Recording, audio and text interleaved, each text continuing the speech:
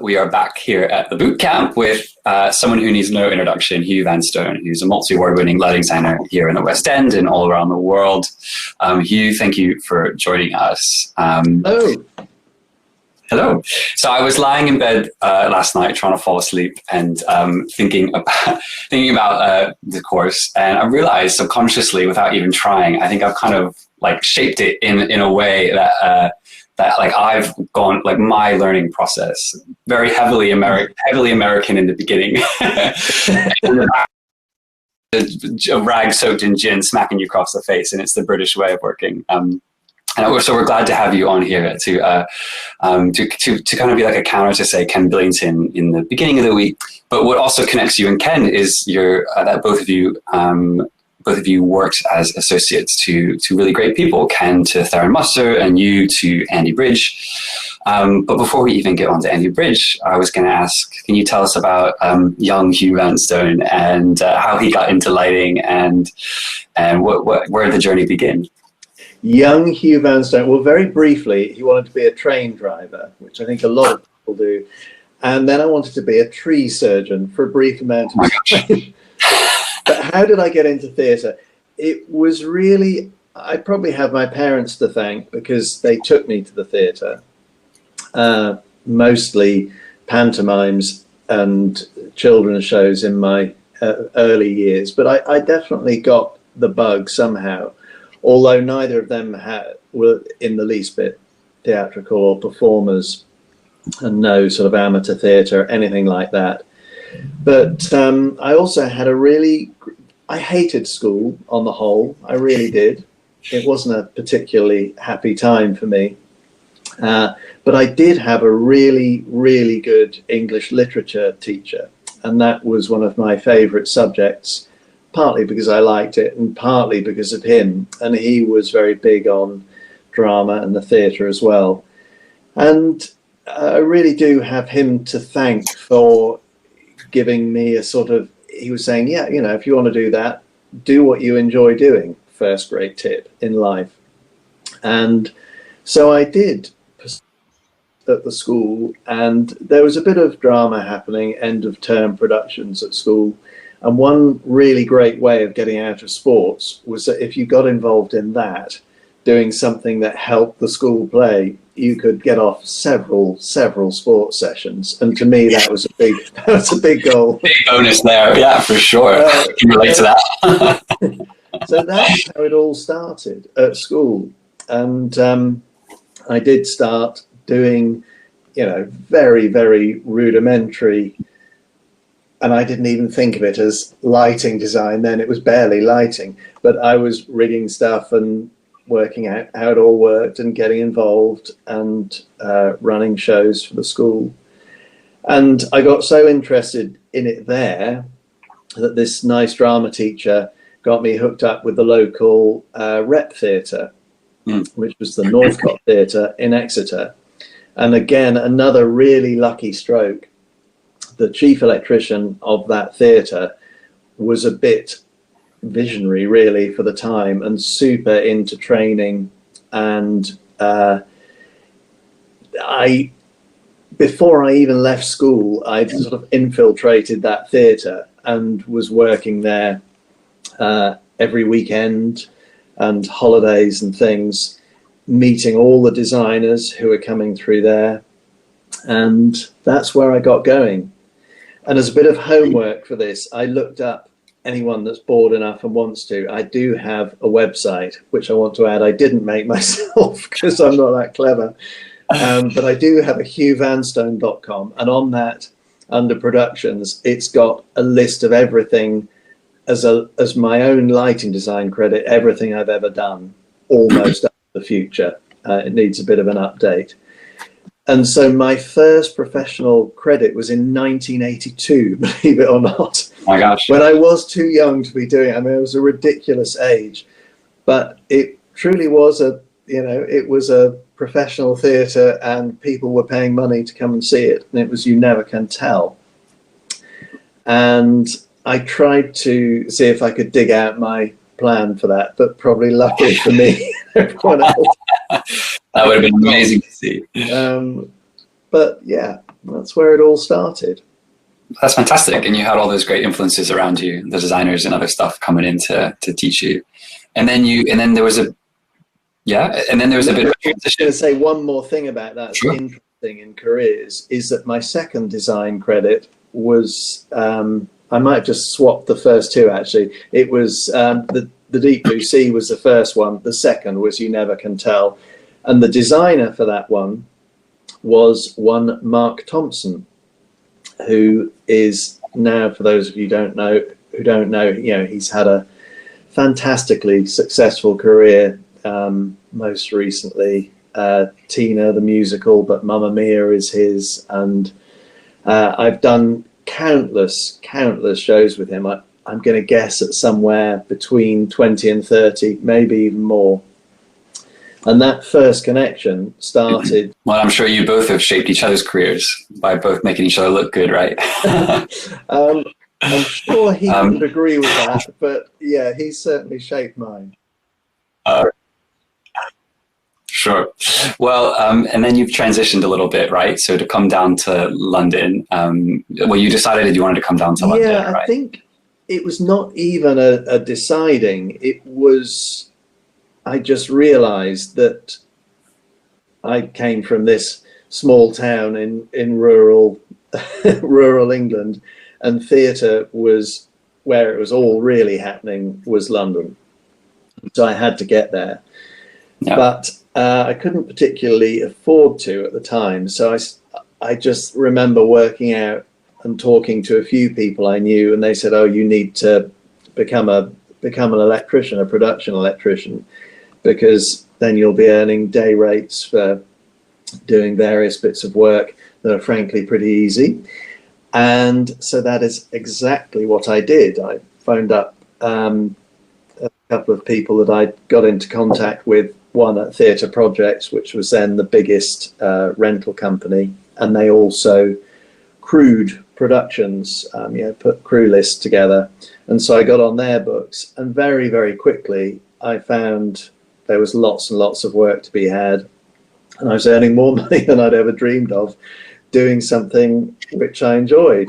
And I did that for a good few years, really, one way or another. I was doing other things at the time, but I was on that freelance production electrician circuit for a good amount of time. And that probably led me on to the next stage as well, which was one of the companies that I ended up working for was Imagination. And for those that don't know, Imagination are what you would have called then a trade show company, or now an industrial theatre company. Very broad-based, but doing a lot of live work, car launches, exhibition design, some product packaging and stuff like that. Of course, I wasn't doing that bit, but that took me in another direction as well, out of straight theatre and doing some big outdoor shows and working very, very fast for them.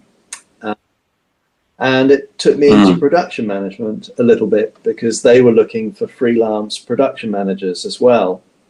And the work I was doing for them, I wasn't doing big shows myself. I was doing tiny things, or being the assistant production manager to someone else.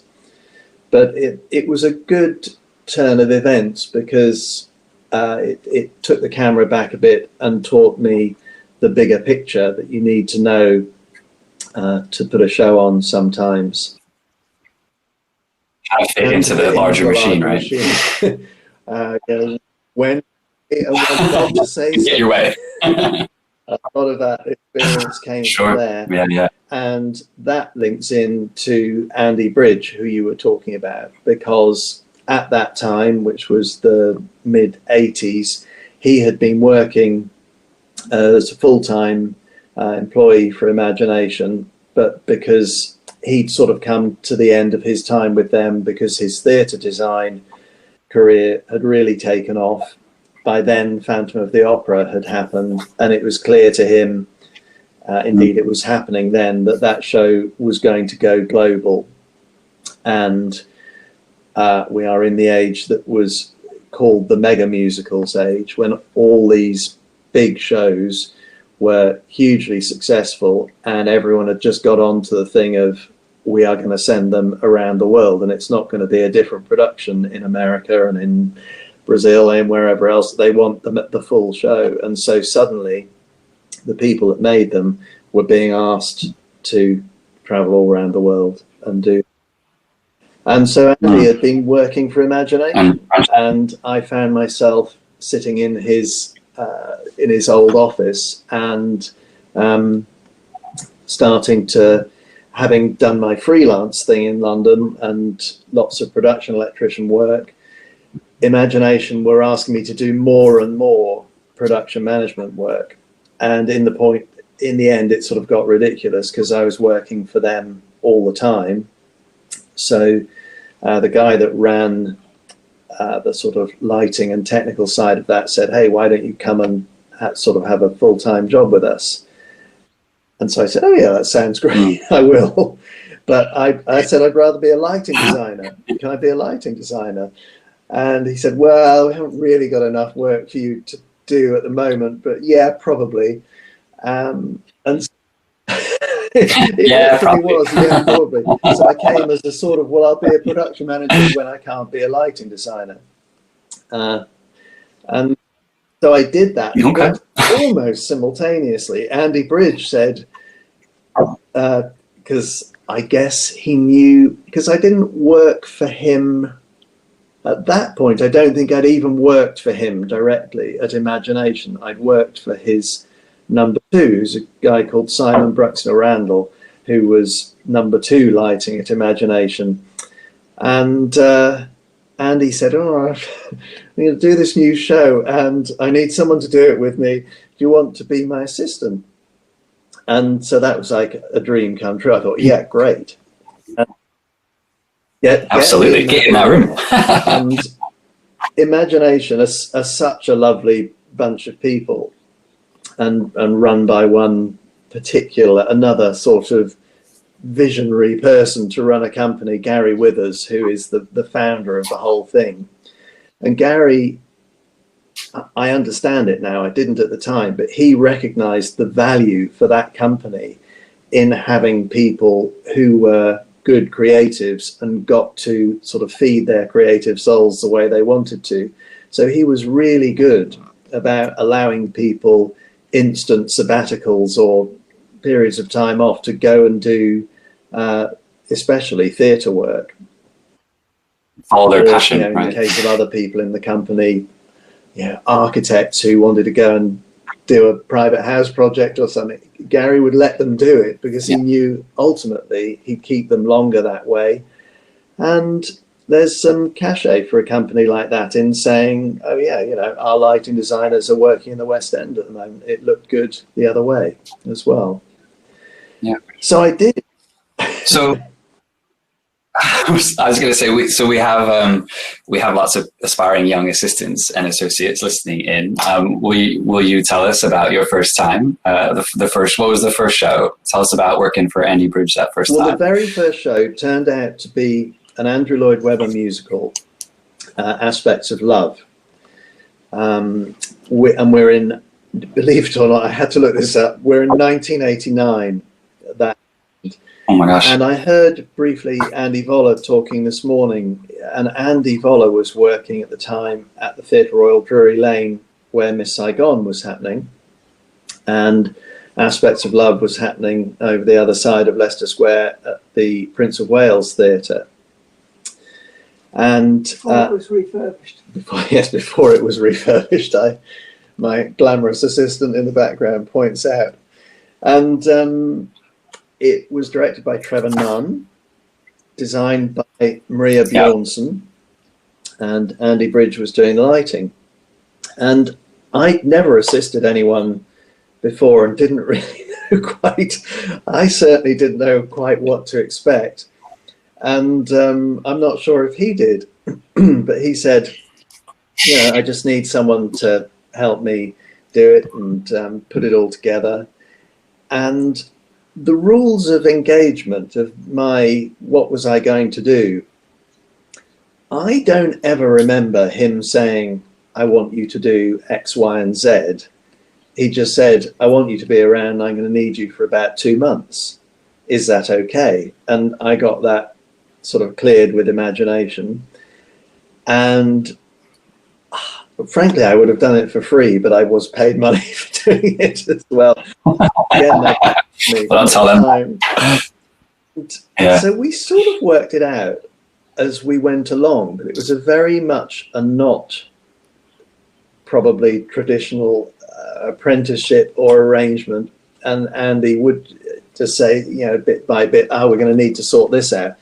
And the first thing I remember about it, he was going to use a lot of new technology, so he said, and we need to get to work on some of that.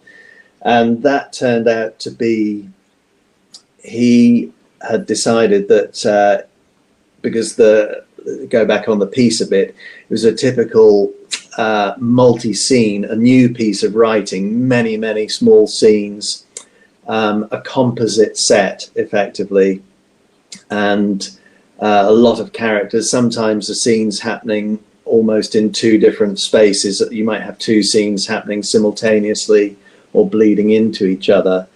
So Andy had thought, great, I'm going to get going with these new moving lights, which are just coming into existence. And Andy was he was a sort of pioneer with Vari-Lights. And also what we used on this show was the Strand system, which they were developing at the time, which had the very comedy name of Precision Automated Lighting System. Oh my gosh, how official. 2.5 kilowatt PCs with a scroller on the front is what they were. And so we got going with those, and there was a lot to learn about those. And Aspects of Love did literally use the very first, weren't quite prototypes, but you might as well call them prototypes. Wow, and I'm sure they worked fine straight away, right? Straight away.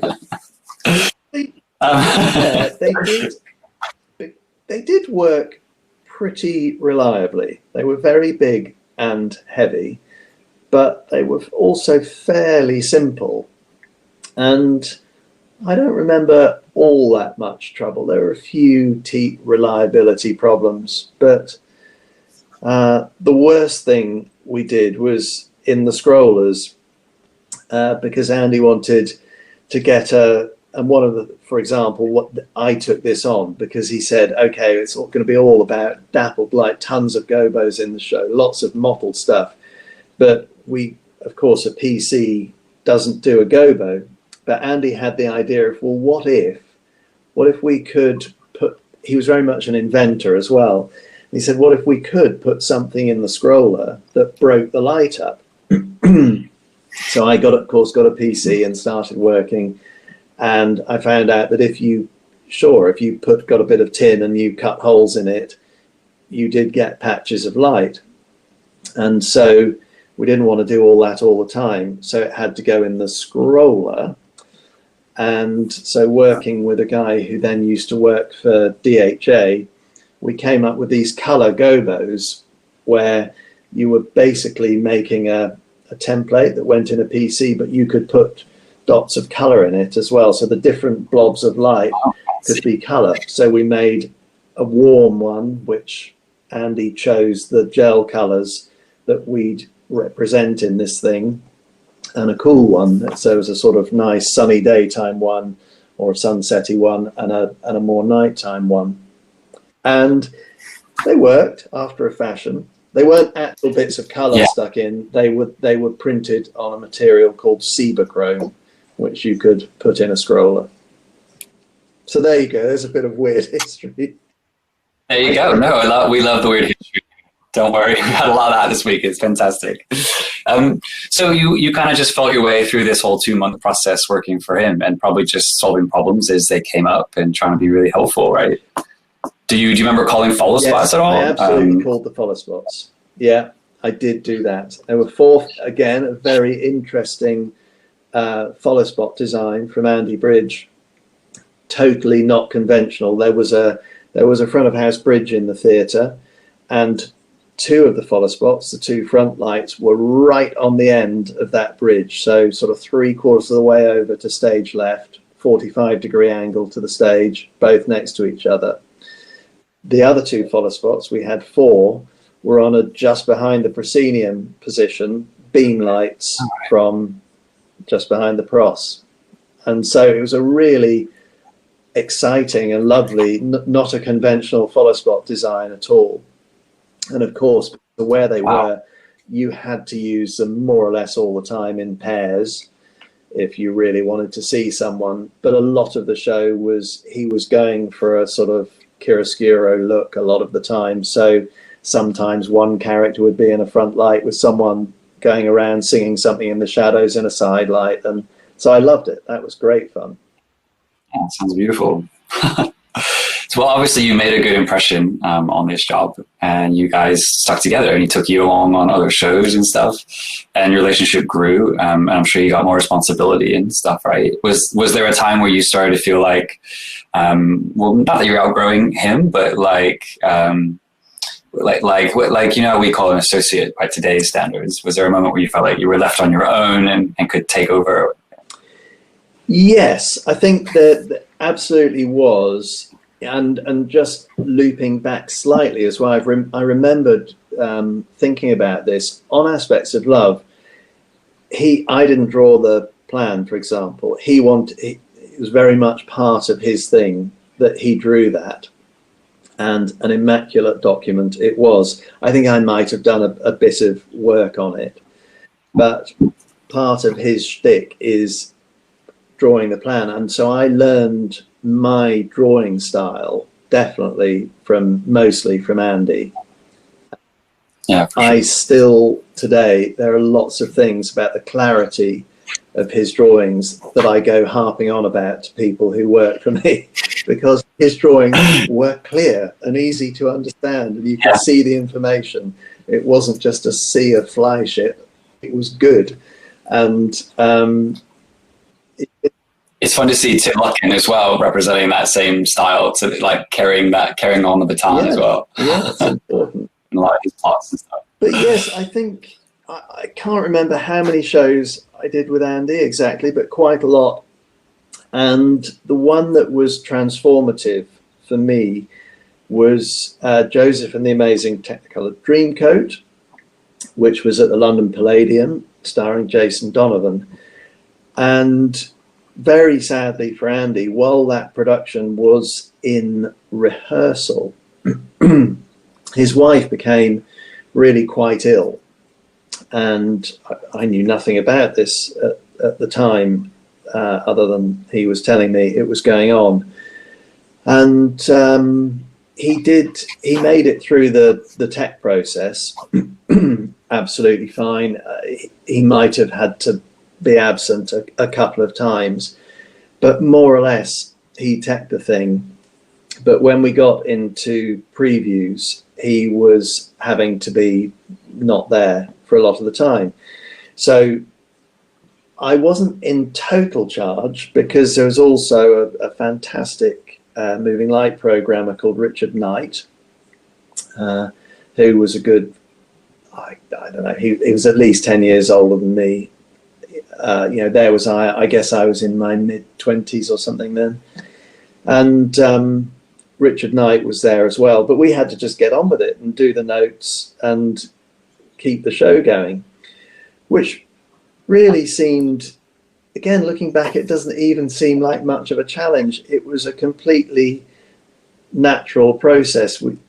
Once the show's in previews, and that not being a new show as well, it wasn't about cuts and changes. It was just about making better what was there and finishing the job. And we got along together very happily doing that, and had a great production electrician as well. And so it didn't seem that hard at the time. And the reason I say that show was transformative was because there was that bit of the process, but then lucky for everyone, it was a huge hit, really, really huge hit. Everyone loved it. And although it was just a revival, but it was a very, very good revival. Again, designed by Mark Thompson, who I'd met when we were both, I don't know, whatever it was, 7 years, 7 years younger, in short trousers, as I'd put it. And that was his design. It was very, very witty design. And so that showed Joseph was clearly going to go the next thing that was going to go around the world. And Andrew Lloyd Webber's own company, produced by his company, the Really Useful Group, who were sort of, and are, giants of entertainment then. And so the second production of that, it was on and running at the Palladium. They didn't want to put it on tour in the UK straight away because it was still running successfully in London. So second production was Australia. And it came pretty soon. I think it was sort of 6 months, maybe 9 months after the Palladium opened. And Andy said, look, this is just going to be really difficult because his wife was still terribly ill. He said, I can't be away that long. Do you think you can handle it if you go with Richard Knight, the Very Light programmer? So I said, yes, of course I can handle it. You want me to go to Australia? Of course I can manage that, Andy. And so off I went with absolute confidence that I could handle it. Not really. No, I did know, because it was going to be a straight recreation of what we'd done. Sure, it had to be made tourable for Australia, but all the prep for it, Andy was involved with. And a thing I know you want to talk about a lot, personalities. Andy knew as well, he had a long-time associate who he worked with in Australia. And so Andy knew that he wasn't sending me into some sort of random situation with people he didn't know. No, he knew everyone that I'd be working with, Richard Knight and this guy in Australia, Richard Pekulski, who was a production electrician come associate. And so off we went and did it there. And one of the things Andy had taught me already by then on the stuff I'd worked with him, one of his great phrases was, the second bite of the apple is always the sweetest in shows. And what he was meaning is, when anyone does a show for the first time, you hardly ever get everything right. I mean, it'd be very unlikely if you did. But once that show's been on, you've seen what it is, and you adapt your lighting design adapt it for the first time, but it's the second time the show goes on. There's so much you can put right and that you got wrong the first time. And so I found myself doing that on his behalf. And again, Andy, I think I did draw the plan for that probably, but Andy had said, right, we're going to change this, we're going to do this, move this number of lights, do all these different things, build these bits of set electrics differently. And so off we went to go and do that. And it went very, very, very well, because Andy had prepared it immaculately, given me all the tools that I needed. I had this fantastic Very Light programmer who I got on with really well, Richard Knight, and a director who no one will know anymore. His name was Stephen Pimlott, and he was a really, really smart and good director. And the choreographer, Anthony Van Last, who's still at the top of his game. And they too were wanting to up their work another 10 or 20%. And so I found myself in the hot seat with this really great room of people.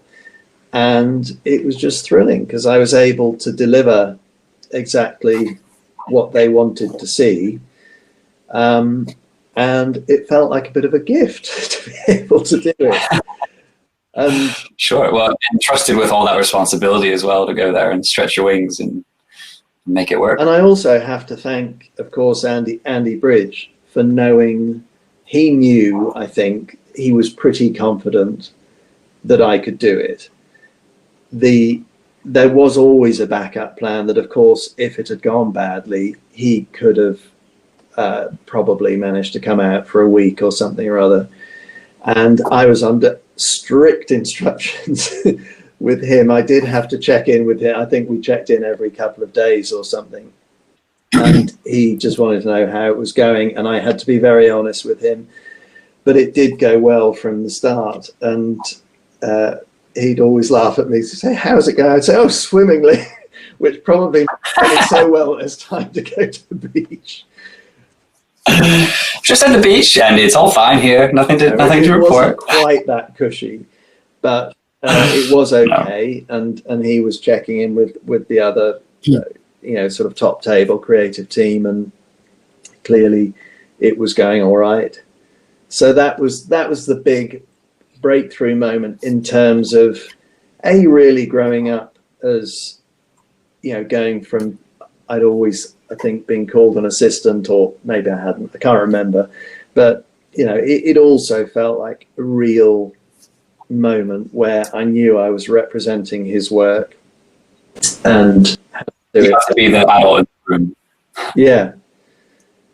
And it did lead on, as maybe we should come to now, because I know there'll be lots of you who are thinking about career paths and how do you get to first be an assistant, an associate, and then maybe are you going to cross over into designing your own design career. And this was very much a stepping stone for me in that way as well, because this director of Joseph, Stephen Pimlott, was very prolific at the time. And so I carried on working for Andy, and indeed there's lots of stuff that happened in between this and what I'm going to talk about now. But Stephen Pimlott, sort of about 3 or 4 years later, was well, first of all, he gave me a show at the Coliseum, an opera. He was doing a new production of La Boheme, and he asked me to do that. And I could not believe it, and I was slightly embarrassed as well, because I know he didn't ask Andy. He was putting his faith in me and thought, yeah, God, yeah, sure, I'll give him a go at doing that. And I'd never worked on that scale. I had some opera experience, but I'd never worked on that scale. And so he put his faith in me to do that. That went well.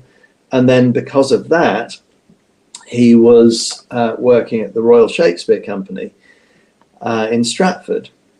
And he asked me to do not a little studio show there or something in the background, but a main house show there in 1995. So that was, for anyone that's interested, that was 4 years after Joseph opened in London. So in that interim, I was continuing to work for Andy Bridge, doing stuff for him. I was also doing stuff for Imagination. I also had a few design credits of my own, but all my design work, I told you I'd started as a barely out of short trousers. I was allowed to do a show at the Northcote Theatre, a few in Exeter, but they were okay. I don't think I did disastrously at them, but they certainly weren't the big time. And at some point you get something that makes your career cross over from being mainly an associate and maybe doing small scale work to the big time. And for me, it was this business with the Royal Shakespeare Company, where only a few years ago, I can't remember, but I'd gone there probably in my late teens on an Arts Council bursary to work in their lighting department. I was up there for 2 or 3 months in the summer, and so I knew everyone there very well. And I never dreamed I'd be there as a lighting designer, like ever, let alone so soon. But this offer came from Stephen Pimlott. Would I like to do, he was doing Richard III. And so I said, same set designer as had done the opera at the Colosseum, and they'd enjoyed working with me there, and they thought, great, come and do Richard III. So of course I literally bit their hands off and said, yes, thank you very much. And only about a couple of days after that, Adrian Noble, who was then the head of the Royal Shakespeare Company, it was his secretary on the phone, and would I like to speak to Adrian? So, yes, please. So I spoke to Adrian. He's doing Romeo and Juliet in the same season. He's been talking to Stephen Pimlott, who says, I'm very good at lighting. Would I like to do his Romeo and Juliet? So I said, yes, please. So then I was doing 2 shows in the seasons then, every year in the main house. So it'd be 4 main house productions. So would I like to do, well, I'll do Romeo and Juliet. Oh, yes, please. So I was doing that as well. And then, I can't remember how much after, there was another call from Gail Edwards, who's an Australian director, but she was working in the UK a bit at the time. She was doing Taming of the Shrew. Would I like to do that? So suddenly I was doing 3 out of the 4 main house shows in one season. And God forbid you screw the first one up. Exactly. That's amazing. I mean, what a brilliant, brilliant opportunity. And because of that exposure, that was very clearly the launch point, because although I'd done the big opera at the Colosseum was a big deal as well, to do all those shows, you know, you get noticed for doing that. And they went with varying degrees of success, but really for the shows themselves and for my work, I'm not going to tell you which one. I didn't totally mess it up, but there was one that was significantly less good than the others. Oh, well, it's a secret you can take to your grave. It was very hard because the set was very red. It was very, very red, and that is a hard base color to light on. Manipulate for sure. I'm not sure I got it right. Well, so after spending all this time with Andy Bridge, and now you're on the map, as it were, as a brilliant up and coming designer. What sort of traits did you learn from Andy Bridge that you pulled into your own? I mean, not even lighting tricks, but even just personality traits and stuff like that. Help shape you. An awful lot is the answer to that. A tiny bit of history. Andy's father was a producer. And I think a little bit an agent as well, but certainly a producer. Peter Bridge was his name. And so Andy had got the most sort of extraordinary background from his father. Andy seemed to know all the time all about the business of producing commercially. And I didn't know this until months into knowing Andy. But he'd got, you know, brilliant stories about everyone. And the fantastic thing that I got from Andy was, again, I say this thing of understanding the whole picture. It ain't all about lighting, sweethearts. It really, really isn't. And Andy knew, and he knew how the process worked that goes from someone having an idea for a play or a musical to getting that thing on, including the massive thing of funding such an enterprise. He had that brilliant overview. Yeah. Andy was and still is a favorite of Cameron McIntosh, who was then a young and up and coming producer who also understands, of course, this whole picture. But that's what I got from Andy, was the thing of, don't just think about yourself, think about what's going on, not just in every other department, but think about the people that are paying you to be there. Sure. If it's commercial theatre, that is the producers. If it's subsidised theatre, still think about that, because, okay, it's subsidised theatre and it's a different financial arrangement, but still think about what that theatre needs to get out of this production. And Yeah. Always something to remember. It's called show business after all, right? It's called show business. And I think brilliant thing Andy Bridge said that's always stuck with me, apart from the second bite of the apple always being the sweetest, is don't be the victim. Now, that isn't his original phrase. I know that one's been knocking around for a long time. Do you want to so for people who've never heard that before, do you want to just give a little background on what is the show victim and why is there always one? Well, I suppose there isn't always one, in fact, but there, right. Particularly if you don't understand correctly, let's call it a political situation in the formation of a piece of work, and let's give an example. The example that I'm going to think of is a story I have to tell partly against myself. I found myself working with the great Mike Nichols, another man I hugely admire, who's directing Spamalot, the Monty Python musical. And when we were out of town with that in Chicago,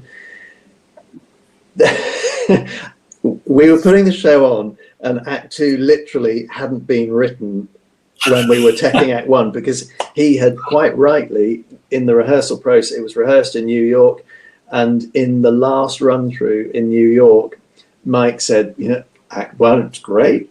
Act 2 is just not there. We need to rewrite it. So he literally said, you've got to tear up Act 2 and start again. Meanwhile, we go to Chicago, start teching Act 1. So, God, it was high pressure on everyone. And there I was lighting the show, and I think I still quite hadn't learned that for comedy, you need the lights to be bright. And when you're doing comedy, you don't want any shadowiness going on around it. Were you doing some beautiful, moody version of Spamalot? I can't remember what I was doing, but I was with the wonderful Philip Rosenberg, and yep. I was certainly guilty of sometimes trying to make it look pretty rather than to completely serve the piece. Hands up, I was guilty. But Mike was also he was guilty of he was trying to make me the victim for a bit, because sometimes there was one particular song that was just not in the show anymore. It was a disaster. It wasn't working, and he was trying to make it funny, and I was probably trying to make it moody. And Mike would sit there on the God mic in front of me. Hugh, what's happening with the lighting? I can't see anyone. It's not funny. It's not finished yet. I'm trying to make it pretty. But that's a prime example. There is a number not going well, and he was just saying, make it brighter, make it brighter. And instead of making it brighter immediately, which is what I should have done, I was still trying to make it pretty. Right. And if I had not been very careful and immediately changed things round, I would have become the victim there, and I would have been fired. My ass would have been out that door, and probably Jules Fisher would have been in it sooner than you could say. I could say that. And well, there you go. One more anecdote about that show. This is quite funny, because Mike, bless him, he's a wonderful, wonderful man. But he also liked his gear, and he liked to have lots of stuff. And I'd come in with this mimsy English lighting design with not a particularly heavy front of house. Now, that was not the problem. That was not why it's dark. It was dark because I wouldn't turn it all on at full, which is what I should have done. But on the box booms at the front, there were, I don't know, but he could see empty pipe. And so when he was beginning to turn on me, and of course he's under great pressure because the show isn't working, so he's grumpy, and he'd get me in a break and say, Hugh, what are all these gaps? If Jules and Peggy were doing this, these pipes would be full. This is why we can't see anyone. You've got to get more lights. He said, I've never seen a show with as few lights as this. And he kept going, and I said, no, you don't need more lights. I'll just make it fine. And at the time, he clearly didn't trust me, and he kept on saying, "No, no, we need more lights." And the wonderful production manager, Gene O'Donovan, then took me aside and said, "Hugh, do you know what we'll do? We're going to get a truck down from PRG, wherever the rig was coming from, and we're going to get another 60 Lecos in here, or Source 4s, whatever they were, and we'll just fill up those box booms, and then Mike will be happy." Believe me. And Gene had worked with Mike Nichols for the past 20, 30 years. I don't know. They went way back. He said, "Believe me, all we need to do is fill up that pipe until you can't see pipe anymore." That's exactly what we did. A truck of lights came. They were there, I think, 48 hours later. Up they went. By then, the song that was the offending article had been cut. Right. Something else. Those lights were never plugged in, but Mike was entirely happy, and there wasn't a further problem. And suddenly your lighting was hilarious again. My lighting was hilarious again. Well, and it goes to show you that lighting is sometimes 20% lighting and 80% politics, right? Absolutely right. So that was a very long story about how not to be the victim, you know, when not to push back, when to realize that you just need to do whatever is going to make that director or choreographer or designer happy. And remember that picking order, or the what's the word? It's not that. Anyway, the order of hierarchy. Yeah.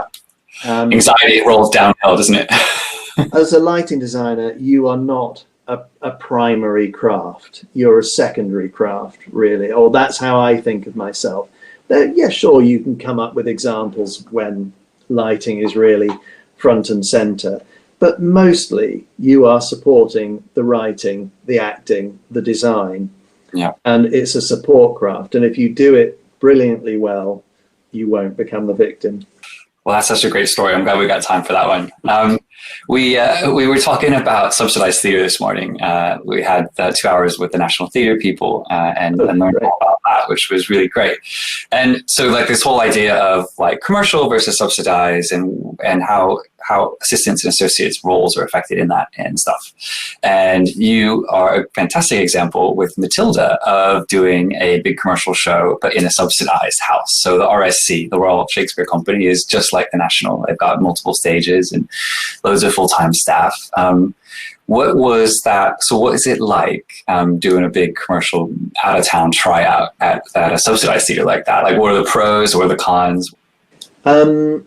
Well, first up front, I would say almost all pros. I mean, incredibly, incredibly good to be able to do that.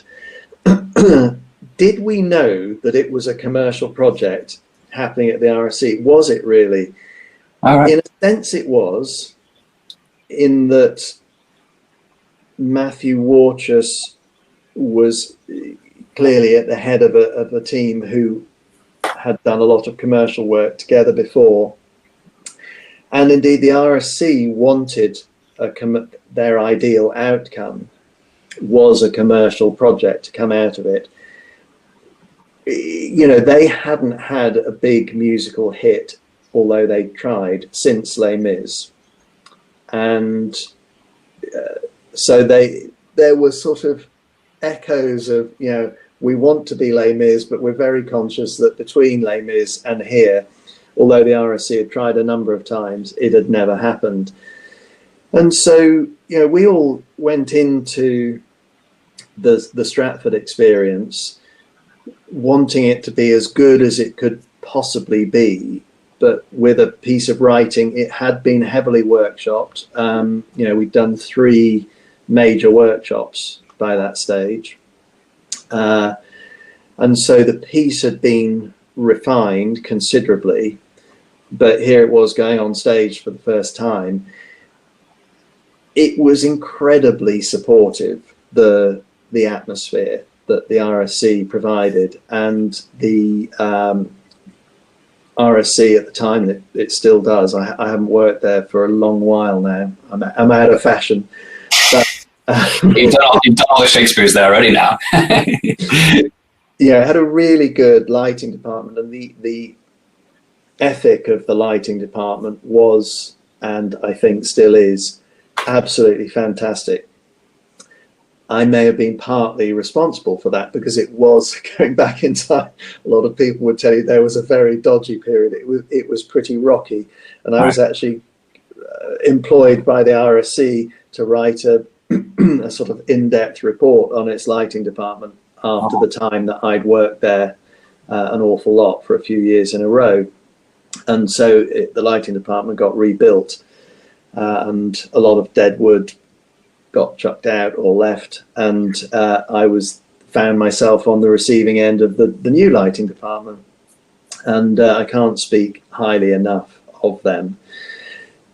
So we went in, and we were in a temporary theatre. It wasn't the Swan, it was the Courtyard, they called it, which was a sort of temporary structure in a car park with a thrust stage. It really was built in a car park. Because they were remodeling the main theatre, right? Is that right? Well, their main theatre was being rebuilt. And although we were a straight run, as in not in repertoire, we came very close on the heels of their repertoire season, and they had to go back into that straight away after we finished. So I had to use, I didn't have a carte blanche. I had to use, at least as a basis, their repertoire rig. And these drawings, just for everyone at home, this lighting plot is in the Dropbox that you're talking about, for the original Matilda at RSC, if anyone wants to have a look. It is indeed. And so, you know, we were working from that. But to go to what you're all interested in, the subject of assisting and associates, I knew right from the off, you know, by then I was well into a career of doing a lot of musicals, and because of my experience with Andy and seeing what I do for Andy, of course I knew that I had to have a me when I was working at the RSC, and I was slightly cautious because I didn't know what the RSC's new lighting department was like, and I didn't know anyone there. They were all new people. The first thing I think about when I do any show, whatever it is, I know the team I'm working in. Of course, I'll know the director and designer, and you know, probably the building that it'll be happening in.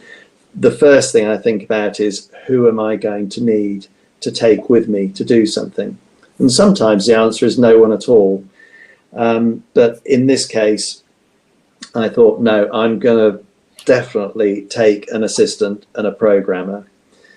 And so the assistant I took was Tim Lutkin, who I had known from Guildhall, where I mentored him. My previous sort of, in terms of really long-term assistants, I previously worked with David Holmes, Andy Voller, sort of to start with as a programmer stroke assistant, as I heard him say this morning, and then David Holmes worked with me for a lot of years, and then he came from Guildhall. Tim Lutkin, same story. And it was a little bit difficult with the RSC persuading them that I needed to take people in. Not very difficult, but I had to prove or really fight for that case. Almost more so with Chris Hurst, who I took as programmer. They were really quite reticent about letting me take someone in, and also strange, I didn't realize it at the time, but Chris was younger and less experienced than the RSC's programmers. But I said, it's not about that, it's about the relationship. And that's true. I did by then have a bit of a relationship with Chris, and I knew that he could work as fast as I'd need him to work. And so you had to ask the producers. You had to ask the producers for money as well to hire these people, or did they hire you? Yeah, we had to find money. And it's to the eternal credit of Denise Woods, she was part of the RSC. The RSC has its own internal producers, And when we started the show, she was literally in control of everything to do with the producing and purse strings. And so I convinced her, because again, the importance of relationship. I'd known Denise for years and years by then, because she was there when I was doing the shows in the main house, and she'd helped me. She'd helped my career, and so I went to her and said, look, the reason I want to do this is we're going to be a little bit exposed here, and if we get in there and I find that the RSC's own lighting department can't do this, it's too late to get someone else in, and it's too late to find an assistant. We have to do it. And if you hope the show is going to transfer, if the show is going to transfer, great, we've got these people on board already. And so in the end, she was very instrumental and helpful in making that happen. And it wasn't, as once we'd had the discussions and agreed why it should be done, it wasn't tricky. And the RSC staff, their noses, maybe a couple of people's noses were a little bit out of joint, but it was entirely a happy experience in the end. And I think they quite liked having people come in and see what these stupid commercial nonces do. I think we gave a good account of ourselves. Tim Lutkin. So that sort of leads on to his role, right? What was his role? And did I actually... Yes, we did. In this case, we definitely did sit down and talk about what I wanted him to do. And this is a good example of, again, it's not good enough to think that the job of an associate or assistant, let's call those things interchangeable for the purposes of these discussions, you can never rest on your laurels and say, and get out a list of paper and say it's about doing these 6 things or 10 things. Once I've done those, the job's done. It's different on every single show and in every single situation. It's always a different combination of personalities. And it's that makes the job so changeable. Sure, there are some basics in there, but it's always changeable, and you've always got to think. And that's not meaning you, the associate, have got to think. The designer has got to be made to think as well. What am I going to need? How's it going to be different to the previous one? What are the pitfalls here? And so I try and make myself go through that process each time. And I certainly did that with this. And the main thing about doing Matilda, the joy and the curse at the same time, is that so it was a designer, Rob Howell, who I'd worked with many times before, and in the same combination with Matthew Warchus, director. And what with that group is that absolutely nothing is certain. Rob would forgive me for saying that very often, and Matthew, the show never is quite designed. It's not like traditionally there's the design deadline is the 15th of August and we'll all go to a model presentation. You'll often do that, but there'll be great chunks of the show that you say, well, we haven't quite decided what this number's about yet. We're still creating up until the last minute. And Matthew will say, there's one, but it could be possibility A, or it could be B, or it might be C, or it might be a bit of A and C. And these things go on. So it's quite I'm not going to say, it's not like experimental theatre in that there is no plan, but you have to think on your feet, and you have to be ready with a bag of tricks, particularly as a lighting designer, because of course, lighting is one of the things in the process of creation which is most flexible by its nature, and particularly with the tools that we have at our disposal nowadays. It's the thing when everything else fails, you can save it with lighting. Very often it's true, you can. And whatever it is, you've got an idea for a number and it just hasn't worked, and you can just say, right, we're going to rebuild it, start from scratch. Lighting's got to make the whole atmosphere and environment, and you can. It's what we do. And so having the right team of people around you to make that happen is crucial. So going back to where we started all this, I did sit down with Tim and say, right, number one thing is thinking on your feet. Number two thing, and this I find myself saying a lot, is the last thing I want is someone sitting beside me who's going, oh yes, well done, you've done a good job of that, 3 bags full. I need someone who goes off and fixes things that I've messed up or haven't had time to do. And that's certainly, I think I got that from working with Andy. He would say, I don't want to see you sitting by me doing nothing. I want to see you either calling the follow spots or organising what can we, with the production electrician, what can we do on the next coffee break that we can tick something off the job list? Can we get a light rigged and focused in the next coffee break? Or can you be thinking about that bit of set electrics that looks disgusting? Can you go and sort that out and work out, show me what we could do with that? Always be taking initiative, thinking what you could do and getting on with it and doing it, not just talking about it, doing it. Solving problems. Solving problems. And did Tim do that? Did he run around like crazy doing stuff? Absolutely. Right. To the greatest degree that anyone could do it. And another really important thing, I'm sure you've been talking about this all week, is personality. And you know, you said that 80 or 90% politics and 10% craft or lighting. Having someone who can handle people, having someone who can go into often very difficult situations where people are tired, pissed off, fed up with working too many hours, and actually get something done, get them on the right side, get them working for you. Was absolutely brilliant at doing that. And I think that is probably the greatest quality that an assistant or associate can have. To read the room. Read the room. And of course there will be times when you can get nothing done.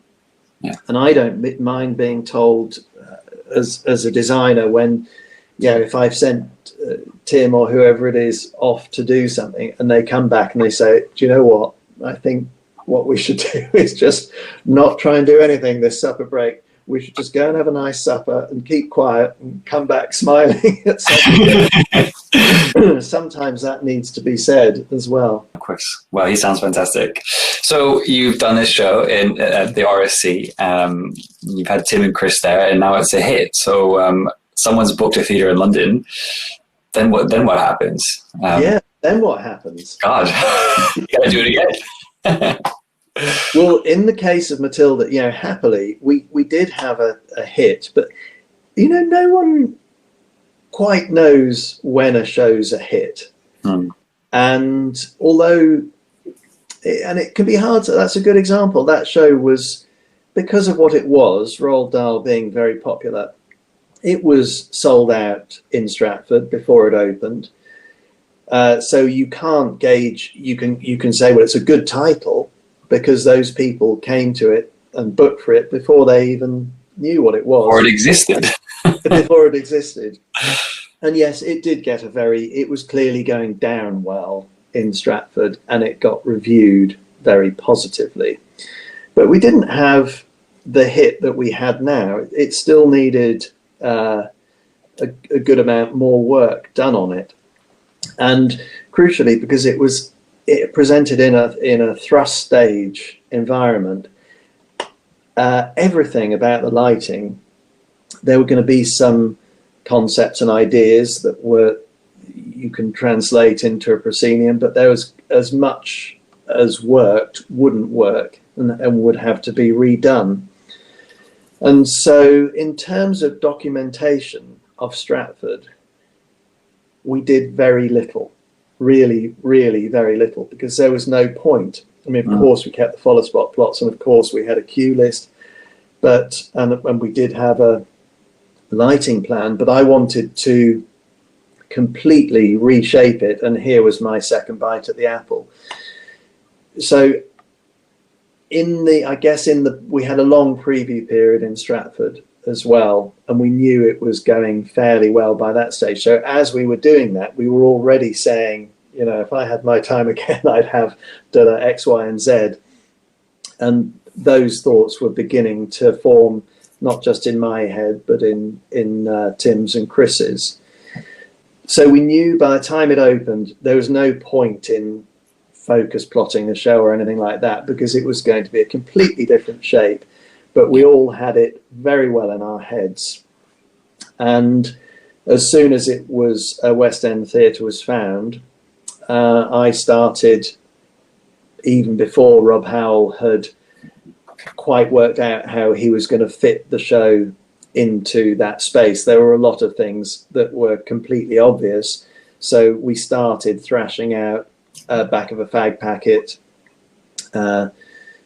design, and to streamline, we didn't follow, of course, the RSC's whatever you call it, the season rig, the fixed rig that I had to use in Stratford. Got to pick your own lights this time. Started again. Yeah. And that's something we did very much together. And I would also say of Tim, I very much let him be part of that process, and Chris indeed. It was very much an open sort of discussion about how the rig would be, and it starts with me with a fag packet and saying, well, right, what are these things, and we're going to now have a this, that, and the other. What do you think of that? And then they'll both have opinions on that, and I find that really useful. And I think in all the good relationships, which I've been blessed with so many good relationships with associates and programmers, I like that tussle back and forth, and you know, you find yourselves arguing the finer points of should it be this sort of light or that sort of light, and I usually win out because I say, never mind all that shit, it's got to be the quiet light, because I'm always going on about that. Yep. And yeah, it was a very enjoyable process, and I don't know how much I should talk about I could rattle on for ages about putting it into the West End. It was very, very difficult, not because it wasn't an enjoyable creative process. It was. We were all having a lovely time doing the show, but without being too critical, naming any names, it didn't go that well technically. Right. For example, the set wasn't built. That sounds like a minor problem. It really wasn't. Ambitiously, the RSC wanted to build the entire thing themselves, including the automation, and it proved that was too big an ask, and so it wasn't all there on time, and so we really did have a very, very uphill struggle, which meant we needn't stop talking about London, but it meant that in fact, when the next production happened, which was Broadway, there was still quite a lot of development, or quite a lot of what should we call it, finesse to be achieved with the lighting, because it could not be achieved in London because we were so short of time. And it's no secret that show, we had to postpone previews as it was. I think we moved the opening night, I can't remember, but anyone working on it would tell you it wasn't really ready when it opened. But we got away with it. And it had to open. I can't remember why. It was a sort of, it was an availabilities thing. I don't know whose availability, probably Matthew's, but you know, we couldn't move it anymore. Everyone was booked to go and do other stuff. So life just had to go on. The show opened, it wasn't finished, so be it. Yeah. And then in drips and drabs, we went back and worked on some more stuff. And as the show prepared to go to Broadway, there was another round of modifications and improvements. And that time, Joel Shire, who was the associate for Broadway, he came on board and added, of course, let's call it a rigor, particularly to the set electrics, but to the rig as well. You know what I mean by, to explain my use of the word rigor, I mean a specificity about everything, and questioning, well, why why is that built with that bulb, or why are those colors, sort of asking about everything, and can we do it better? And actually, yes, we could. Excuse me. A lot of the time, and this is not to slag off the RSC and the brilliant people who built the set there, the brief, when they built it first in Stratford, and then when in very little time it moved to London, the brief was slightly changing all the time. There is George walking through the background. Say hello to everyone. Give him a wave. Oh, he's not. Sorry to do the shot invasion. There he is. Hey, George. While invading the pitch. Nice to see you. Are you the halftime entertainment? I'm gonna block him out with my I'm gone. imposing presence. Yeah, the brief was changing all the time, and so when we went to Broadway, the brief was then settled, and it was possible to say, no, this is what this thing needs to do. And particularly with the set electrics, we were able to do it a lot better there. Right. Everything was improved several % by going through Joel's hands. And because he said, no, surely we should do this with blah, blah, blah. And we did. And of course, he produced what is now the definitive set electrics brief for that show. He added a level of detail, it sounds like. Yeah, he added a level of detail and brilliant finesse. And I think the rig itself, it didn't change that much. It changed a bit, but not significantly. The rig was always there. So that the finesse to credit on that case was with the set electrics. But in other cases with Joel, he's always been the one saying, hang on, don't we need another 2 whatsits over there? So yeah, that would be great. Let's have those. Great, we'll have it all. It sounds like he added a lot. And everyone can see these drawings in their Dropbox at home, the difference between the West End version and the Broadway version. So for some of the participants who you know, it's their first time seeing Broadway lighting plots versus like West End lighting plots, it's very, you can see in Matilda, it's actually quite different. I wondered if you had any thoughts about the differences there, and how it affected you, or what you needed and or didn't need. Yeah, I think that show is a very clear example of how drawings can develop, plots can develop, because as you said, it came from let's talk about the drawings here. So in Stratford, we absolutely based it. They draw their drawings. They have I think it's AutoCAD, or I don't know, WYSIWYG something or other. Okay, everyone, I do not do computer drawing. I am an idiot when it comes to that. I only know what I see. So we didn't, in Stratford, we used the house plan, and I did some squiggles on that plan and said, we need extra this in there. So Tim Lutkin did not draw that drawing. And I was fine with that, actually, because I was used to, I had worked with RSC drawings before. That's how it worked there. I was happy to do that. And when it came to London, suddenly we have, yes, we do have a plan that Tim drew, but that was in the early days of Tim with me, and he had very much a sort of baptism by fire, and we weren't just doing Matilda at the time, we were doing, I think, 2 or 3 other musicals. So his plan drawing style for me had not fully developed when he did the Matilda London plan.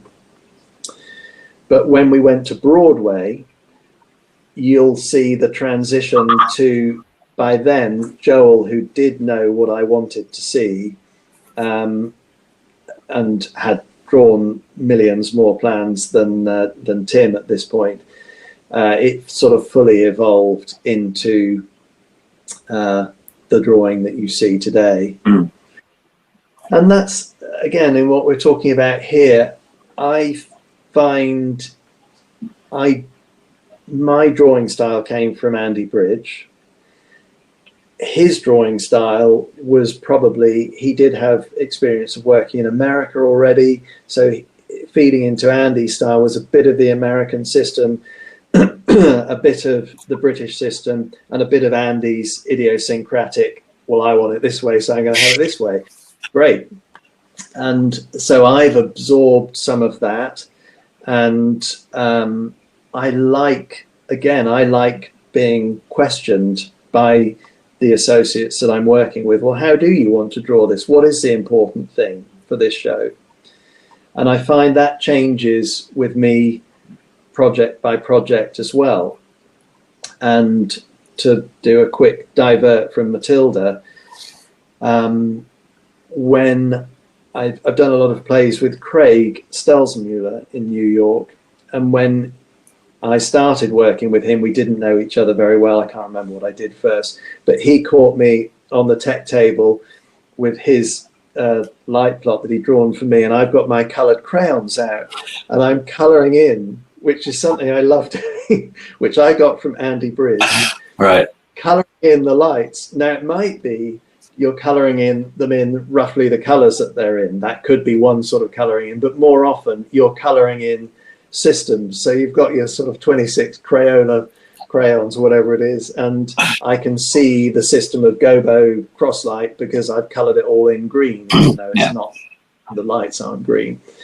And so he's like, oh, that's interesting. What would you be doing that for? And then over my time with him, we've sort of developed that, and now he quite gets into when he draws the plots. There's a separate plot for me, which is like effectively a magic sheet for me. I think he even calls it a magic plot, doesn't he? Yes, he does. And so he's done the thing of colouring in. And even when we're developing the rig together in design stage, he's already started doing that. And I just find it easier to see where things are that way, rather than looking at a sea of black and white. Yeah. Is less interesting to me than looking at, I suppose it's a sort of schematic. So how big will that be when it's sat in front of you when you're lighting a show? Depends on the show, because if it's a really simple show and doesn't need to be that big, the last thing I did with him was, because of what it was scenically, it was actually tiny, and I think we printed those magic sheets, whatever we're going to call them, at A3, but it literally depends how much information there is on it.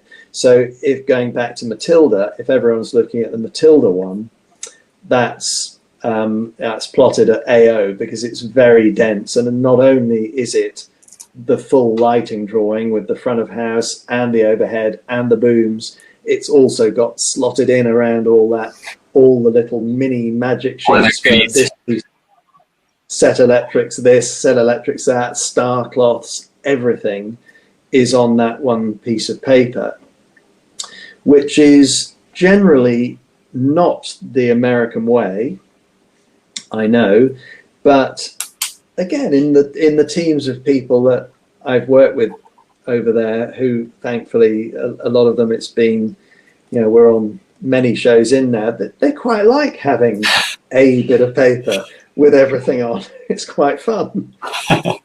So you can, I suppose the point here is you can do anything many different ways, and the important thing is to do it the way that works for the show. Absolutely. And maybe it'll work for the show to start with, and then when you do it in another version, it won't work, and you need to change it. For sure. Yeah, no one gets awards for paperwork, do they? You get awards for the good lighting. As long as you get the lighting good, it doesn't really matter, right? That's right. It really doesn't matter how you write it down. And the only thing that matters is that you think about it and that it works for the people in the room. Yeah, it's cool to see your magic plots, and how they have everything on one piece of paper, and all the gobo loads and crawlers and stuff. I think it's really cool. And probably a few jokes thrown in. Oh yeah, of course. Yeah, work light man. Yeah. You can find work light man. So you now got this mega hit so just now following through with our Matilda chat, you've got this mega hit on the West End and Broadway. And so for people who don't know, like, if like the business behind like this hit model now, like how does it get sold around the world, and how do you stay attached to it, and how does that whole thing work? Who calls you? Yeah, good point. So this business of rolling out something which has become the blueprint, the model that's going to go around the world. Usually musicals, not all the time, but usually they end up fairly soon in either London or New York, and then that becomes the blueprint production. And your producers will then do various, they'll sort of probably make a plan of, well, to what territories are we going to take this first class production, as it's then called. And can you define first class for us? It's first class because... Good question. Define first class. It's a thing that appears in contracts, but what does it mean? West End Broadway. West End Broadway. Major cities around the world. Major cities around the world. The producer in the back tells us. Yeah, it's first class productions are also, because they're usually so big and expensive, they will only work in big theatre cities, or in places where you're established and you can get a certain size of audience, because otherwise they're not going to make anyone any money. Yeah. And so once you've got a hit, that it's going to be wanted in a certain number of places, and the producers have to figure out how to make that happen in a space of time. And it's really not easy, because the availability of creative teams, of course, good directors and designers, lighting designers, get booked up, and making those happen and slotting them together is not at all easy.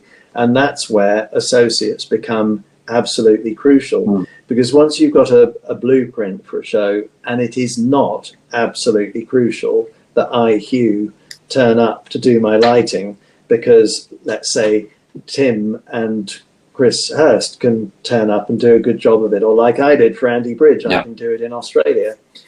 Suddenly you really, really need those people to do that work.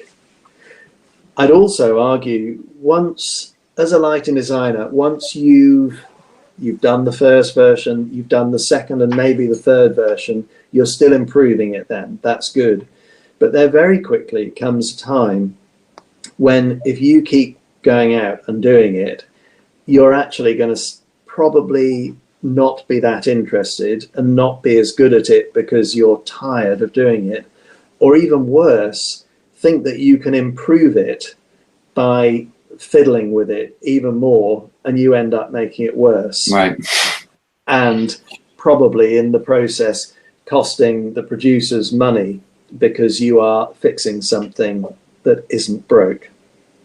Okay, here comes my third favourite Andy Bridge saying. And I don't think I'm going to do my Andy Bridge. Oh, come on, give us the voice. No, because it just sounds awful. It'll sound awful. But he had this brilliant saying that he would trot out in production meetings and to me in the car or something, say, don't dick with it. Meaning, if something is broken, unless something's broken, don't try and fix it. And when you've got something good going on stage, just don't mess around with it. Unless you know for sure you can make it better, don't get in there and start fiddling with it. Yeah. You'll just mess it up. And oh God, I have his words ringing in my ears sometimes when I've seen something just get horribly wrong. And yeah, it's true in the big scale of reproducing shows as well. That the example I'm going to use is, I think I got tired of doing Spamalot. I think I got to the point where I perfected it, and then I probably did one too many, and I should have let. And it's not that I didn't trust Philip Rosenberg. I trusted him implicitly. In fact, it was the opposite thing. I wanted to be there because I wanted to have a fun time with Philip, but I probably did it one time too many. And I think the job associates do, again, looking at my own example, if I'm going to blow my own trumpet with Joseph for a moment, in that Australian version, I did because Andy really couldn't be there, but I quite definitely improved the show within the framework and absolutely in the spirit and following to the letter what Andy had set up. I was able to improve it. And one of the things I love the most is when, and it has, I'm lucky enough to have had a career long enough to see it happen, is when I let an associate do my bit of work and I come back and, oh, look, shit, it's better than mine. I prefer your version to mine. Thank you very much. It's absolutely delightful. And they'll be happy because they've enjoyed doing it. I'm delighted because it's a new take on my bit of work. And luckily I very rarely had the experience where I've gone to something and thought, that's a bit of a mess. Luckily that hasn't happened to me many times at all. I could count them on one hand, and I could count the other experience many times on both hands. Well, that is good. Well, so hopefully all you people sort of looking at this are all going to get the chance to do that. And when you do, love it, enjoy it. That's what the job is. And for some people like me, it leads to a solo design career. There are other people who, for whatever reason, don't want that, and they like doing the associate thing. And I say to all you people, don't ever, ever be ashamed or talk yourself down or feel you're in any way a second-class lighting person because of that. It's a brilliant, brilliant thing to reproduce and enhance someone else's work. And I just want to say how much I value that and how much it should be enjoyed. Well, what have you got any top tips or advice on for people who want to do that, be an assistant or an associate? What sort of qualities they need to be thinking about? Or top tips. Or let's start with how to get work. What if someone were to approach you about wanting to be your assistant? What would be the best way to do that? That's a really hard question, and I sort of thought about this because I knew you were going to ask it, and I'm still not sure I know how to answer that question. It is alchemy, the way assistants and designers come together. What I can tell you is that I've generally not had success when I've never actually gone out and sort of interviewed 3 people and then chosen one. That's not really, I don't think I've ever had the opportunity to do that. And when I've sort of tried to do it, it's not worked terribly well. Where I have had sort of slip-ups with people I haven't got on with, or just we haven't been a good match, I think it's been my fault rather than theirs. The way it's tended to work really well with me is both David Holmes and Tim Lutkin, who are the ones that I've worked with for longest, and I'll talk about America in a minute. They found me. David Holmes, I can't remember quite how it happened, but he came and wanted to have a chat with me, I think as a student, and I thought, I really like him, and I like what he's got to say. He's really smart. And it sort of went from that. And so he was the first one that was around for a long time. And then when the end of his time came, which was he wanted to go off and do other things, which is always great, by the way, as well. Never be afraid to say as an associate, you know what, I think I've done my time with you, or I want to do other things. That's great. And so when that time came along, I sort of didn't really have anyone else.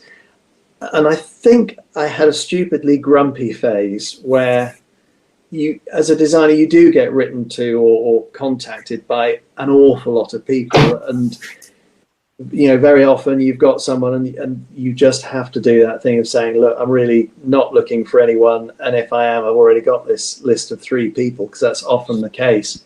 So somewhere I was in a grumpy phase of that and saying, please don't write to me. And I don't want to have anyone shadowing me, anything like that, because that is often annoying, I'm afraid.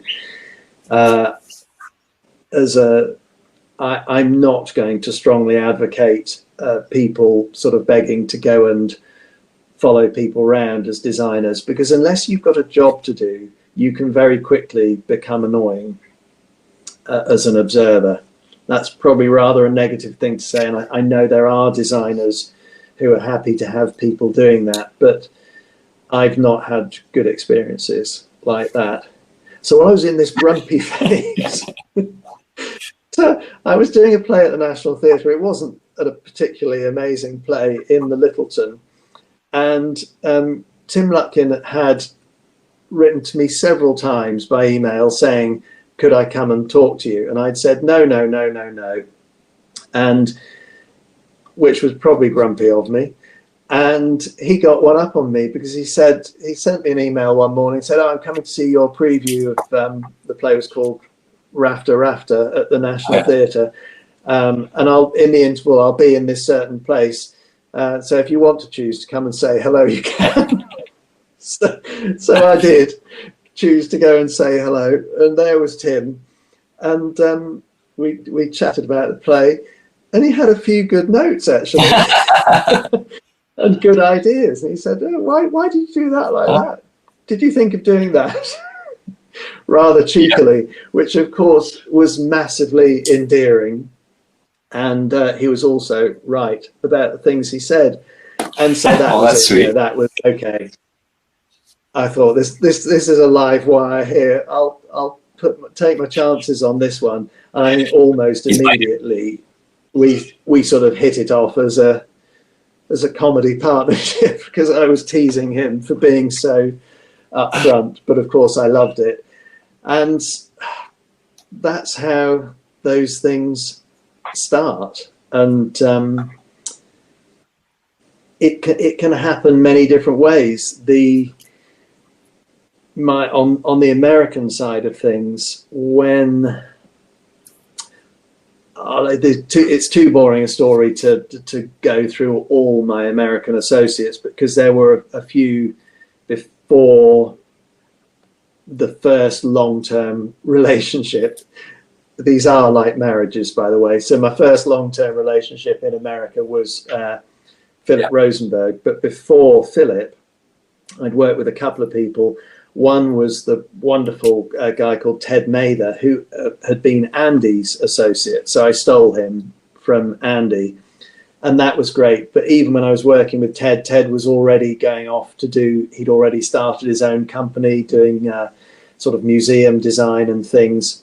So he was already, to be honest, a bit too big for the gig to be working for me. Not that he didn't do a good job for me, he really did. And I loved working with him.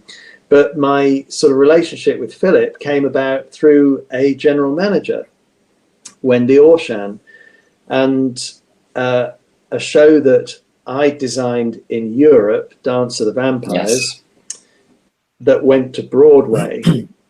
And unfortunately for Ken Billington, I had walked off it before it actually got there. When I say walked off, this is way before it got anywhere near the stage. But I had decided, because there was a change of directors, and I felt the creative sort of background behind the show had become very unstable, and I decided that I would not stick with it. So I left. Ken ended up doing that show. But when I was still doing it, and Wendy Orshan was the general manager, and she said to me, and I think I'd known her a little bit by then, she said, you have got to, if you do this show, you have got to have Philip Rosenberg, and I didn't know who Philip Rosenberg was. And I said, oh, have I? Right. But of course, she was absolutely right, 100% right. And Philip and I started working together. The first show we did together in the end was The Graduate, which was also really successful and went on for years. And, Philip was then, we did loads of shows together. Biggest Failure, Bombay Dreams, which was a sort of Indian musical, which was a big hit in London, then a total 25 million flop in New York. Which, it looked beautiful, and Philip's work on that was such a good example of, he really designed that show with me, and I came in with some airy-fairy ideas, which he made practical. And again, just another example of things that designers get wrong. This show had, Bombay Dreams had, it was a fantastic design by Mark Thompson, and it had three big purple portals. And I had spectacularly failed to light these to spot that these portals themselves would actually need to be lit. And brilliant example of an associate just sorting things out. He kept mentioning it to me, and I didn't really, I was looking at other stuff. My mind was busy on lighting the actors and doing the million other things. And he kept saying, the portals, don't you think they look a bit? And I didn't pick up on it. And eventually I thought about it one night, and I thought, he's trying to tell me something. They really don't look good. He said, do you want me to sort that out for you? And bit by bit over the next week, I think he'd rigged about 60 spare Source 4s, which I never understand how there are all these spares in America, but there are. Suddenly, or wherever he got them, all these Source 4s with a wonderful, I think it was just a Congo blue, and all these portals were suddenly in and just at a lovely level in all sorts of cues. And suddenly it made the design really come together in a brilliant way. He just did that without me having to do. He saw where they needed to go, he rigged them, he chose the right color, got them put up, focused, and not just that, but cued into the show bit by bit. And then he'd say to me, did you like what I did in Act 1? Did you think? I said, yeah, it was amazing. Can you do it in Act 2? Bang, it's done. That's how to do it. That's great. Well, there you go, guys. There's some great examples on how to get in there and how to be a good assistant and a good associate. Well, we should probably open it up for some questions now. Asking, how was it working on Back to the Future with the co-design between you and Tim? The show looked incredible, by the way. An amazing design and show. Well, the Back to the Future thing with Tim, let's talk about this in the way that it's interesting to this group. So Tim, who I mentored for a show at Guildhall and followed his career with interest, then found me, as I described a moment ago. And then I think we worked together for about 5 years. I'm hopeless with times and dates, but let's say roughly 5 years. And then quite rightly and happily, he went off and started his own solo career. But we had a wonderful time together, and have always worked very closely and happily together. And unfortunately, last year, my partner George had suffered a stroke, which meant that I had to be looking after him rather than being able to do Back to the Future. Certainly, I couldn't be there full time. And the stage that happened, it was very heavily it wasn't designed strictly on paper, but I'd done an awful lot of design work on the show. Side story, sometimes I find shows vary wildly, and on that show, because design was feeding into the writing of it even, or the way it was going to be done. Lighting was a very big part of it. So I spent literally, if you added it all up, weeks in the studio with the set designer working out how we would do all these things. So when this crisis happened, same as it happened, I suppose, with Andy Bridge and me, I didn't know quite what to do, but my thoughts turned to Tim. And I said, look, I don't know what's happening here, but I do know that I'm going to need help. And in a wonderful way, Tim said, look, I'll just, whatever you need, if it's totally doing it, or if it's looking after it for now, and then you come back in, I'll do it. We'll sort it out together. Don't worry about it. And that was the best thing he could possibly do for me. And that's what we did. And it evolved. We sort of did a rig plan together. And I was in rehearsals quite a lot. And with Tim, we'd sit down and chat stuff through.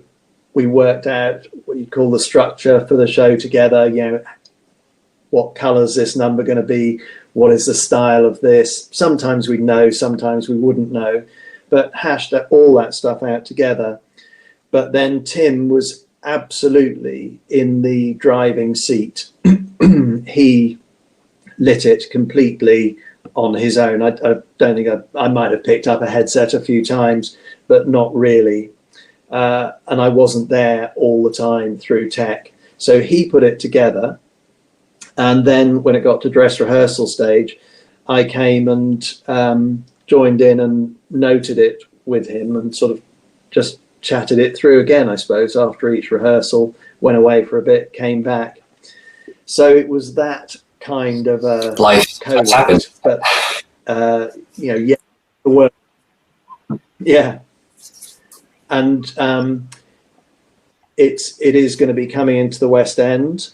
And we will do a similar thing again, in that I really am taking a back seat and Tim will be in the driving seat doing it. So I see myself as being a useful helping hand, but it's largely his work.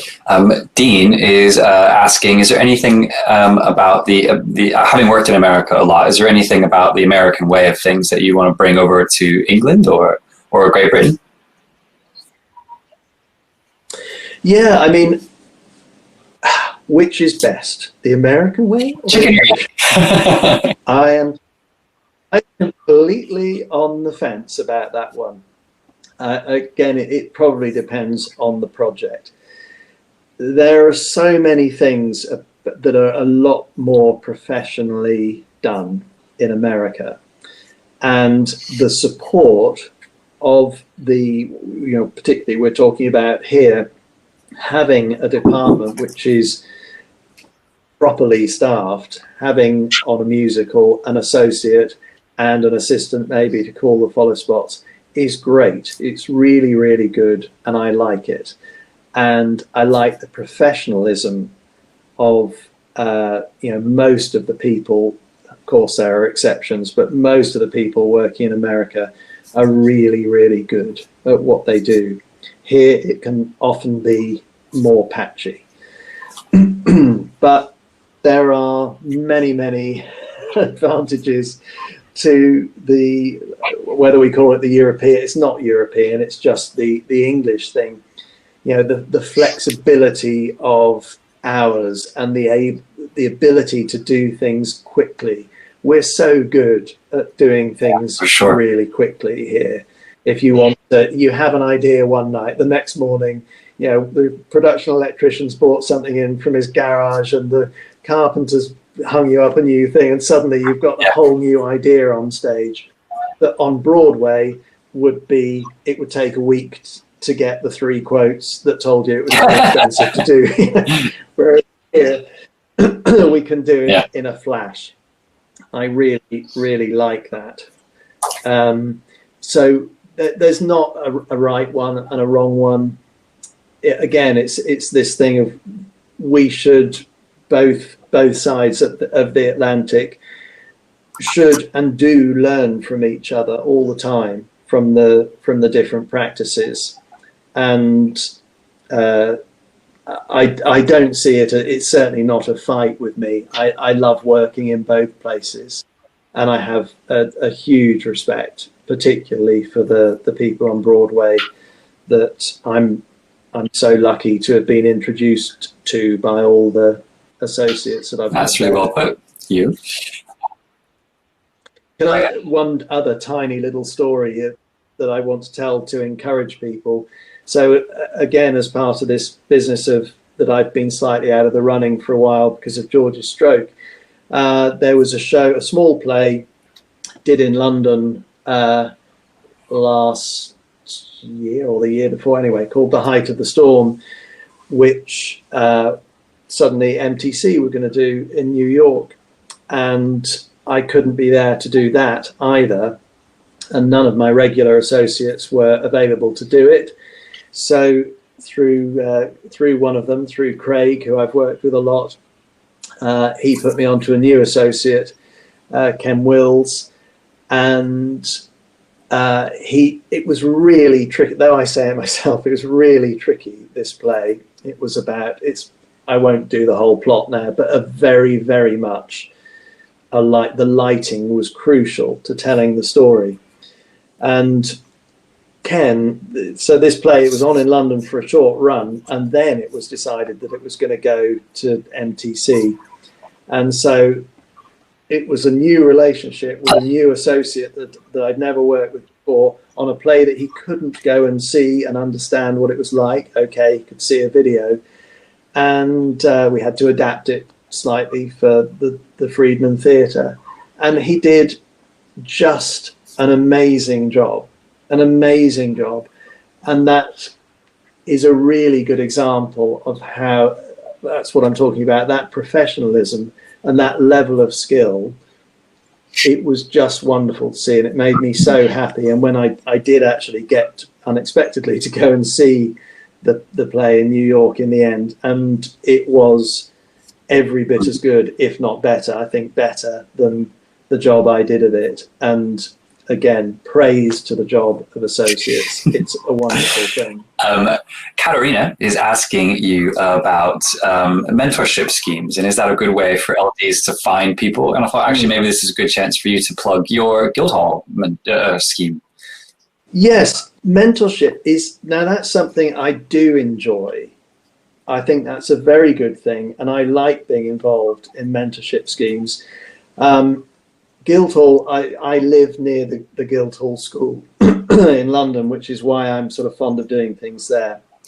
And I think it's a really great way of people getting to know each other, because in that case, it's not just, say a student coming into a West End production or a production at a subsidised theatre and following the lighting design around, which is not always a great relationship. If I am mentoring someone in their place of learning, it's quite interesting for me to see what goes on, and definitely interesting for you.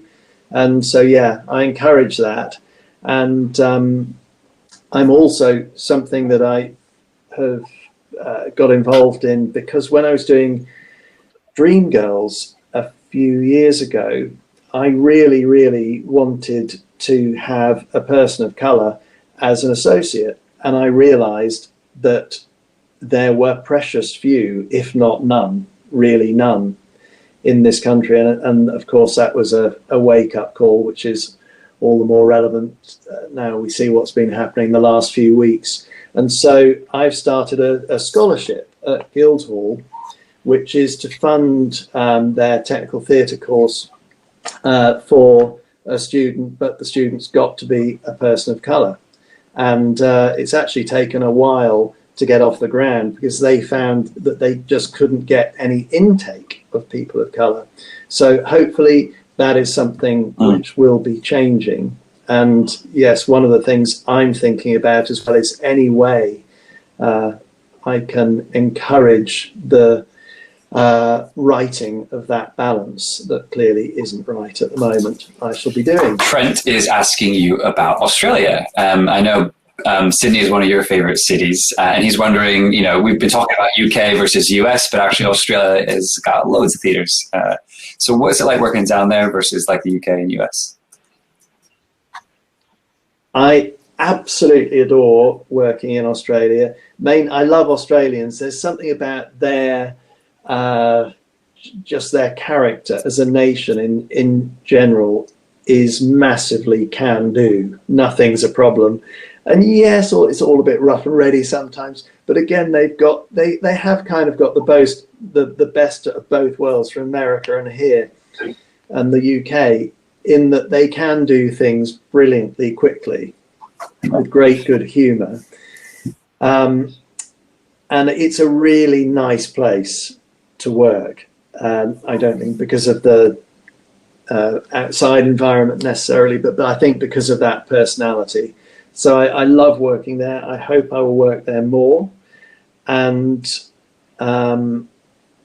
it's interesting as well, sort of commercially, because the country is so huge, absolutely huge.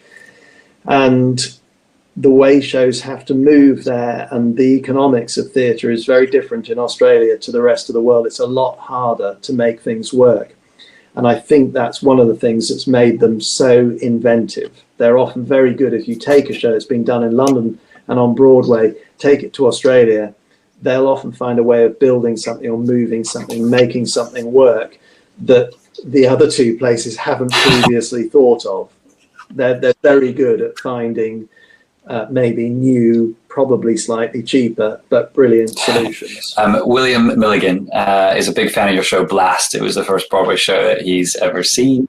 He understands it was a challenge to tell the story given the show is solely drill, movement, and music, and the color progression was central to the entire concept. Was there any other interesting challenges or interesting stories about that production?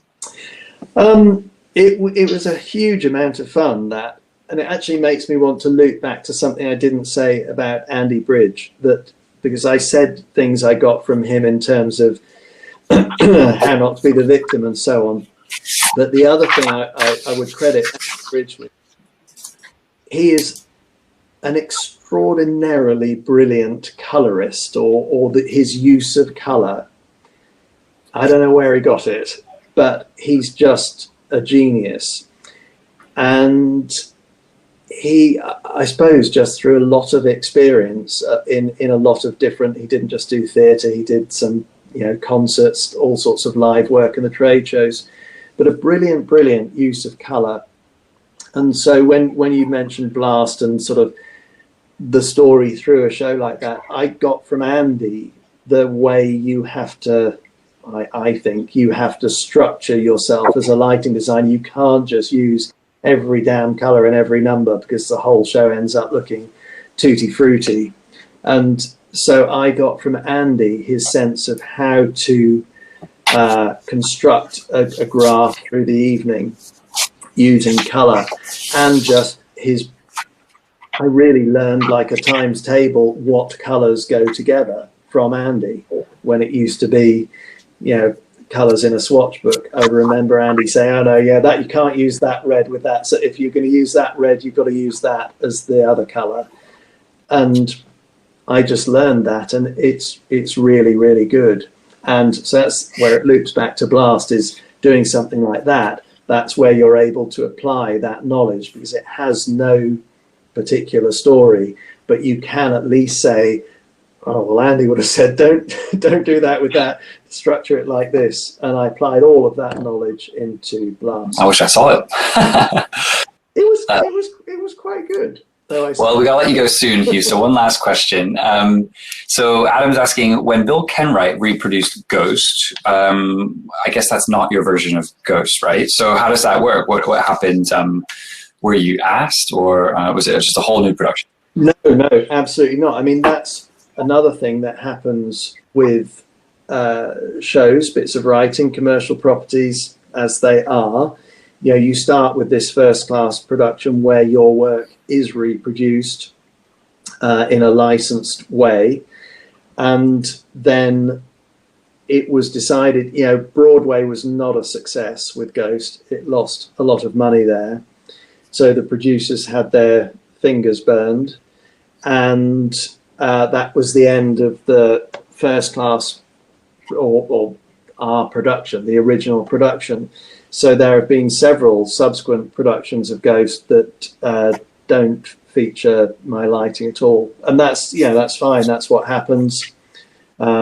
Someone buys the right to use the music and lyrics and all of that. Off they go with their own design.